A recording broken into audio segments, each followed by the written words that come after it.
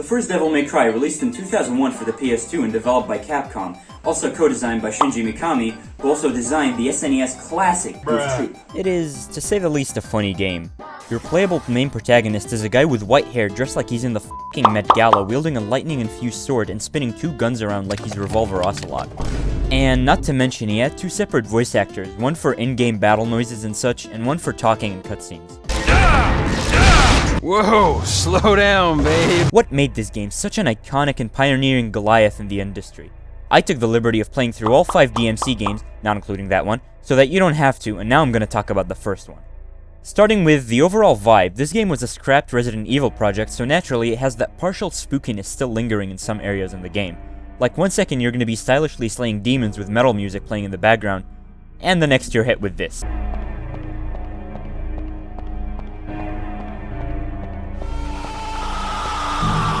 I mentioned that Devil May Cry was originally going to be Resident Evil 4.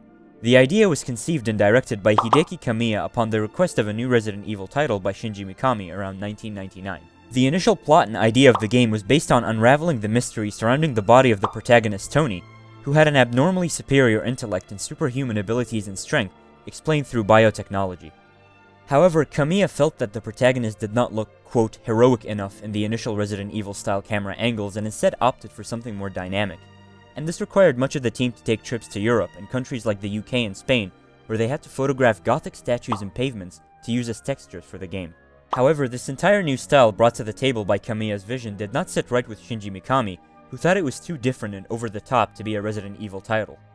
However, instead of scrapping the idea completely, they decided the project had potential and continued development for it as a separate new IP, adding demons to the game's world and lore after much inspiration was taken by Kamiya from the Italian poem by Dante Alighieri, The Divine Comedy. Specifically the first part of the epic poem, Inferno, often dubbed Dante's Inferno, and the main protagonist's name was also turned to Dante. Dante is the son of Sparda, the legendary Dark Knight demon who rebelled against the demons many years ago and banished them to the underworld, and swore to protect humanity. Years later, he would fall in love with a woman named Eva and have 2 sons, the older Virgil and the younger Dante. By like a few minutes probably, they're twins. The game was developed by Team Little Devils, who today are known as Platinum Games and have developed games such as Bayonetta 1, 2, and Nier Automata. The official title was revealed as Devil May Cry in November 2000, and the game hit store shelves for the PlayStation 2 on August 23, 2001. So, without further delay, let's get on with this. A retrospective on the first Devil May Cry featuring Dante from the Devil May Cry series. So we begin with Dante chilling out in his shop when a f***ing woman crashes into the building with a motorcycle, a very common occurrence. So he's like, Whoa, slow down, babe. So she tries to kill him, and when he doesn't get killed, she just casually tells him that she's not his enemy 2 seconds after trying to kill him. She states that she knows he is Dante, the half-devil man and son of Sparda, who lost his mother Eva and his brother Virgil to demons, and that she needs his help to defeat the demon king Mundus who's about to resurrect. Now, of course, Dante's not a f***ing idiot and doesn't just decide to trust her because she looks like his mother. Oh, god damn it, Dante! So you immediately start your mission of the pursuit of the king of the underworld, Mundus. But you gotta take your time walking up the stairs. The game has a total of 23 levels, though they're called missions. They all involve going through fairly linear areas and fighting different types of enemies, solving puzzles that get you key items that hold the purpose of taking you from point A to point B and eventually fighting a boss. At the end of a mission, you get a ranking based on how well you did. This can range from D to C to B to A and lastly to S. Now this depends on things like how fast you finish said mission, the amount of red orbs, which are in-game currency gathered, and of course how stylish your combat was.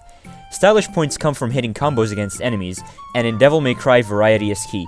So naturally doing 2 or 3 different combos with your sword, switching over to punches and kicks, and maybe a little juggle using your guns followed by an air combo will get you the stylish points you need. Constant success in hitting your enemies while dodging all attacks and avoiding getting hit will get you to an S. However, one hit from an enemy and your ranking is brought back to a D. Dante traverses this old ancient castle and fights his way through all sorts of enemies. Mostly weird-ass looking marionettes. After much devil's crying, our boy El Exterminador de Demonios takes us to our first boss fight in the game. Phantom. That's a spider. So, on my first playthrough, I died loads of times to this piece of shit, and I was about to give up and officially proclaim this game as too hard and give it a solid 4 out of 10. Until I pressed the L1 button. Turns out this entire time, I had a power-up transformation called the Devil Trigger, where Dante becomes blue and literally kills everything around him. So I take my sweet time with the boss and eventually kill him. That was so easy, they should have called this game Phantom f***ing Sucks.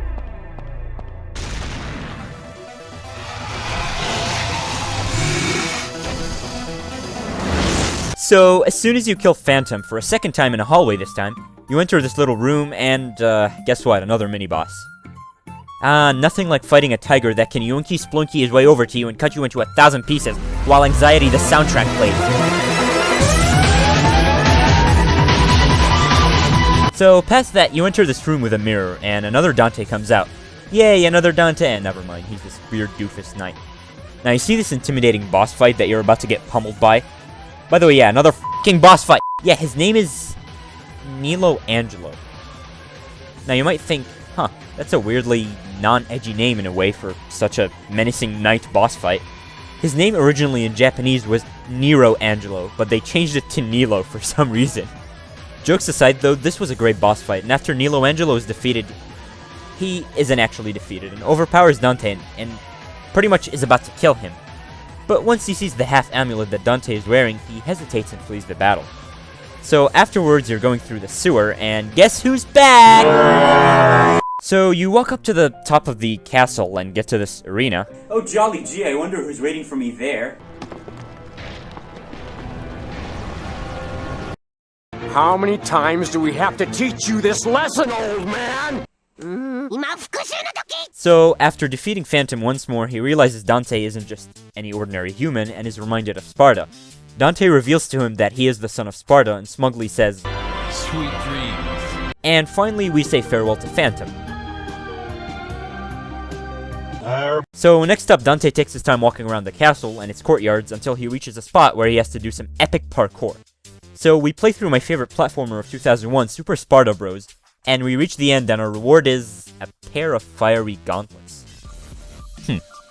With this new weapon, Ifrit, we can punch and kick the shit out of some marionettes. But first, we must deal with the next boss fight, Griffin, the demon bird pursuing us, and Dante says the funny line. Block off, Featherface. This boss fight gets in your face and involves dodging a shit ton of red lightning attacks, but with the new Ifrit combined with our devil trigger, we can shoot fiery blasts at him using our guns and deal tremendous amounts of damage. So after defeating Griffin, he's just like, hey, this isn't fair, f*** you, I'm just gonna turn into more red lightning and fly away. After traversing more lands and puzzles, we meet with our arch-nemesis Nelo Angelo once again, and we must fight him for a second time. Dante actually defeats him this time, but just like Griffin, he's just like, alright, f*** you, and just flies away. It is at this point you reach a big ol' pirate ship, and after moving through it for a little bit of time, you're met with every classic video gamer's worst nightmare. The unskippable water level!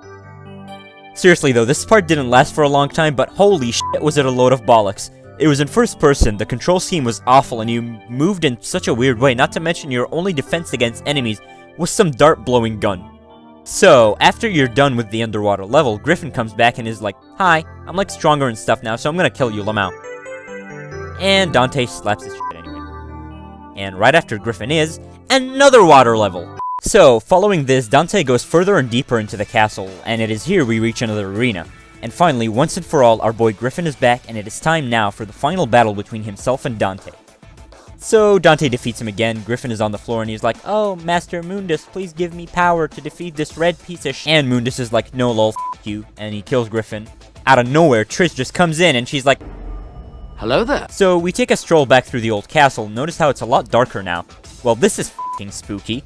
And now we reach the old room where we fought Phantom for the first time. Remember that guy? Him. And here we are, ladies and gentlemen, my least favorite boss fight in the entire game. You may think I hate Phantom, but this giant blob right here I despise. So, you gotta hit the little wheel several times until they're all lit up, and only then can you deal damage, and when out of nowhere he catches you, you're transported to another dimension where you have to fight all these skulls until you're back in the actual world. So, after killing him, you get to this room shooting fireballs at you, and only in like my 7th playthrough did I find out that you can hit the fireballs and shoot them back. Okay, I'm lying. That's a joke.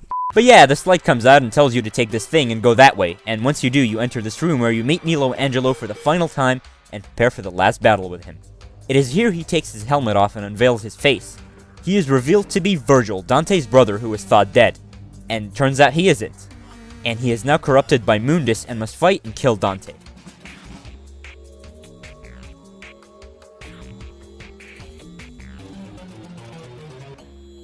So, after another grueling boss fight, which also happens to be my favorite one of the entire game, you defeat Nelo Angelo, or Virgil, once and for all, However, this means the presumed death of Virgil, Dante's brother, by his own hand. Oh man.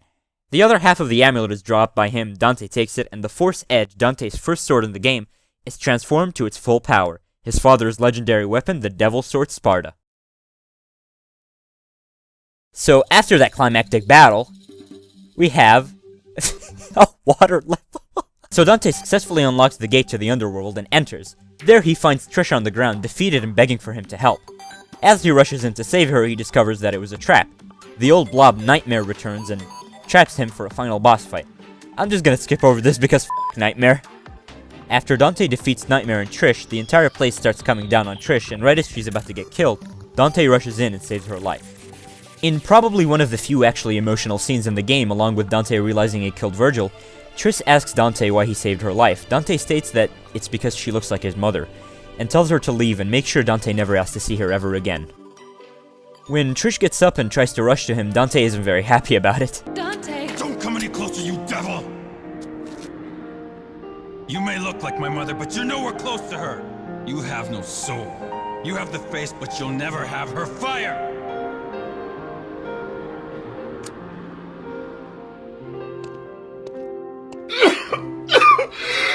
As Dante traverses the underworld, he enters through the final gate he needs to reach Mundus. After all his attempts at killing Dante using his servants failed, Mundus must take matters into his own hands and fight the last son of Sparta, the only creature alive that can match up to him. Mundus reveals to Dante that Trish was created to get Dante killed and psychologically torture him before that with how she looks like his mother. And also reveals that she will now be killed, and for some reason, after clearly showing his animosity towards her, Dante is just like, Trish! But her redemption arc is just about to begin. As Dante is entrapped and about to be killed by Mundus, Trish rushes in to save the day and takes the hit for Dante, getting herself murdered in the process. Mundus transforms into his true self, and Dante transforms into a new Devil Trigger form that highly resembles how his father looked in his prime, and the two enter what the wiki calls a different plane of existence. Isn't that just space? So, it is time to battle Mundus, in a fairly mediocre boss fight, to be honest. You know the start of Nier Automata with the planes flying around and being shot down with very limited controls? Yeah, it's kinda like that. You must defeat Mundus, but of course this isn't right. You fight every boss fight in this game a total of 3 times throughout. Except for this So of course you're back in the underworld and now must face off with Mundus on foot. Maybe this is just a preference kind of thing, but I found this part pretty eh. I prefer boss fights such as Nelo Angelo, so this wasn't much fun. So, after shooting him with like a million fireballs, you finally successfully take down the king of the underworld. So, when we're back in the real world, we see Trish's corpse and are met with one of the most iconic, hilarious moments in video game history. I should have been the one to fill your dark soul with light! And you see 2 tears fall from Dante's eyes, implying that the devil may cry. Okay, I'm sorry, I'll stop trying to make this silly scene serious. So, now for the final mission. We're on a time limit, and we must escape the underworld, and find our way out of the castle before the entire island gets destroyed and takes us with it. Dante falls into the sewer, and remember what I said about every boss fight having a total of 3 battles each? Yeah. So, as we're fighting Mundus for the 3rd and final time, guess who's back and not dead? Trish! As she lends Dante her power, he hits us with the iconic quote. Jackpot. And Mundus is banished back to the underworld where he came from. One more iconic quote. Trish, devils never cry. And here we are in a plane. This is a really funny sequence because there's literally nothing like it in the game or the entire series, and it sort of comes out of nowhere. But hey, it works. We escape the island as it blows up, and Trish hits us with possibly the most cheesy line of dialogue ever written. The sky is fair. It'll always be above everyone's head, no different. Like the sky. I feel like my heart is becoming clear. So, flash forward to a while later. The shop is renamed to Devil Never Cry. And this does not last because the name is changed in the next game like right away. So, that was Devil May Cry. I'd be lying if I said I don't love this game to death despite its flaws, its cheesy moments, and its 2001 jank. It almost single-handedly spawned and revolutionized one of, in my opinion, the best and most fun subgenres in the history of games, the hack-and-slash action adventure. Thanks to Devil May Cry, we got to see games like Bayonetta, Metal Gear Rising Revengeance, No More Heroes, Ninja Gaiden, God Hand, Castlevania Lord of Shadow, and much more. It has its silly moments, but at its core, it's a beautifully crafted game for its time, made with pure love, creating one of the best franchises of all time, and inspiring so many other great games.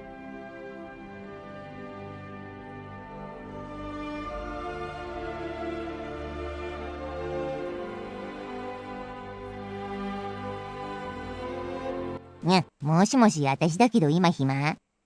Listen here, you little shit.